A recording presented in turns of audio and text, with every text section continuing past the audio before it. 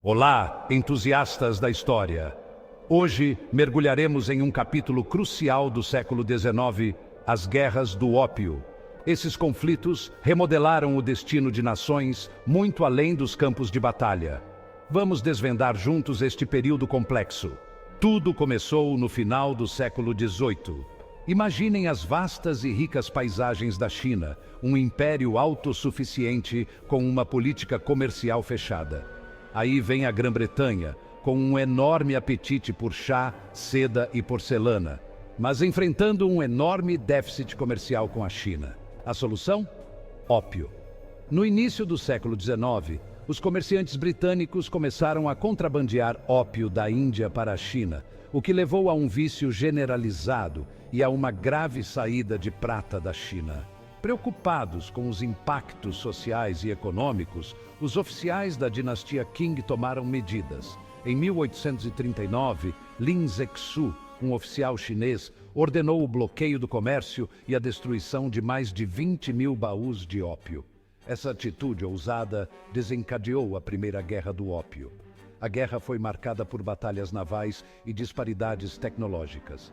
O Tratado de Nanquim, em 1842, encerrou a guerra, cedendo Hong Kong à Grã-Bretanha e abrindo diversos portos ao comércio estrangeiro, marcando uma perda significativa de soberania para a China. Mas a paz durou pouco.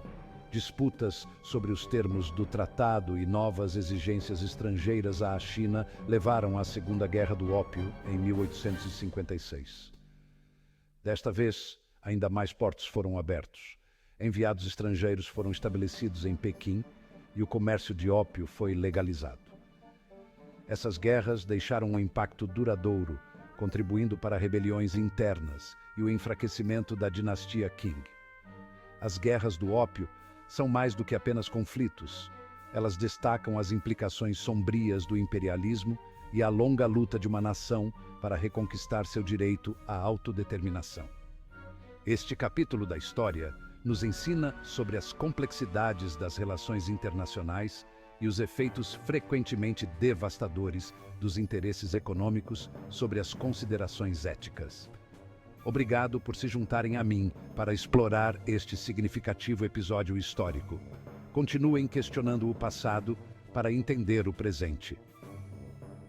Contexto histórico e antecedentes. Para entender completamente as guerras do ópio, precisamos mergulhar no contexto histórico e nos antecedentes que levaram a esses conflitos. No final do século XVIII, o comércio global estava em expansão e a Grã-Bretanha, através da Companhia das Índias Orientais, estava no centro dessa rede comercial. A Companhia das Índias Orientais controlava vastas áreas na Índia, onde cultivava ópio. Este ópio era então contrabandeado para a China, onde a demanda crescia rapidamente. A China, por outro lado, tinha uma política comercial restritiva, permitindo apenas o comércio através do Porto de Cantão. O sistema de Cantão era a única janela da China para o comércio exterior, e os comerciantes estrangeiros eram obrigados a lidar com um grupo restrito de mercadores chineses, conhecidos como Kohong.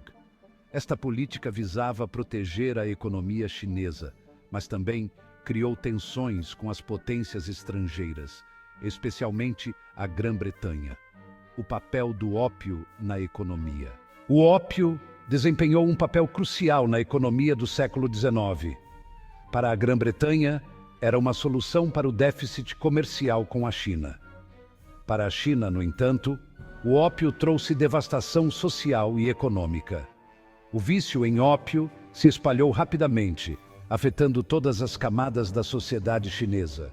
As casas de ópio se tornaram comuns nas cidades chinesas e o vício em ópio começou a corroer a estrutura social do país.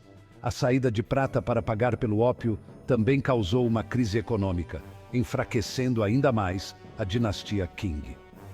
Em resposta a essa crise, a dinastia Qing tomou medidas drásticas. Lin Zexu, um oficial respeitado, foi encarregado de acabar com o comércio de ópio. Sua campanha culminou na destruição de grandes quantidades de ópio em Cantão. Um ato que provocou a ira da Grã-Bretanha e levou à Primeira Guerra do Ópio. A Primeira Guerra do Ópio. A Primeira Guerra do Ópio começou em 1839 e foi caracterizada por uma série de batalhas navais. A superioridade tecnológica e militar da Grã-Bretanha foi evidente desde o início. As forças britânicas, com seus navios de guerra modernos, facilmente derrotaram as forças chinesas. A guerra terminou em 1842, com a assinatura do Tratado de Nanquim. Este tratado foi extremamente desfavorável para a China, que teve que ceder Hong Kong à Grã-Bretanha e abrir vários portos ao comércio estrangeiro. Foi um golpe significativo para a soberania chinesa e marcou o início de uma era de humilhação nacional. A Segunda Guerra do Ópio e suas consequências. A paz após a Primeira Guerra do Ópio foi breve. Em 1856, novas tensões surgiram, levando à Segunda Guerra do Ópio. Desta vez, a Grã-Bretanha foi acompanhada pela França, e as forças aliadas enfrentaram a China em uma série de batalhas. A guerra terminou com a assinatura do Tratado de Tientsin, em 1858, que impôs ainda mais concessões à China. Mais portos foram abertos ao comércio estrangeiro, e as potências ocidentais estabeleceram embaixadas em Pequim. O comércio de ópio foi legalizado, exacerbando ainda mais os problemas sociais e econômicos da China. As consequências das guerras do ópio foram profundas. A dinastia Qing, já enfraquecida, enfrentou uma série de rebeliões internas, incluindo a devastadora Rebelião Taiping. A China entrou em um período de declínio, lutando para manter sua soberania e integridade territorial.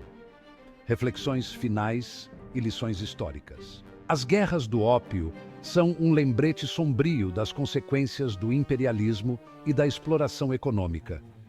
Elas nos ensinam sobre as complexidades das relações internacionais e os efeitos devastadores que os interesses econômicos podem ter sobre as considerações éticas e sociais. Hoje a China é uma potência global, mas as cicatrizes das guerras do ópio ainda são visíveis.